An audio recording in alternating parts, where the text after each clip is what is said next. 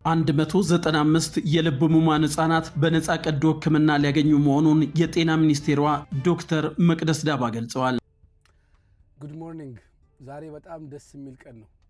አሁን በዚህ ሰዓት ማለት ነው ጅጅጋ ኮምፕሬሄንሲቭ ሆስፒታል ውስጥ አንድ ህፃን ጠረጴዛ ላይ ተኝቶ ልቡን እየተሰራ ነው። አሁን ማለት ነው በዚህ በአራት ቀን ውስጥ እዛው ጅጅጋ ውስጥ ከ8 እስከ 10 ህፃናት ልባቸውን ይሰራሉ።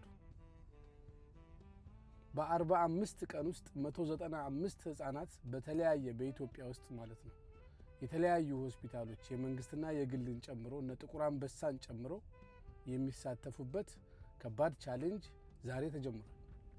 የሚገርም ነው። በዚህ ፍጥነት እንደዚህ ይጀምራል ብዬ አላሰብኩም። ሁለት ነው መናገር ባለፈው ሀርት ቱ ሀርት ቺልድረን ኤድ ዋሽንግተን ዲሲ መተው ትንሽ ገንዘብ አሰባስቦ ነበር።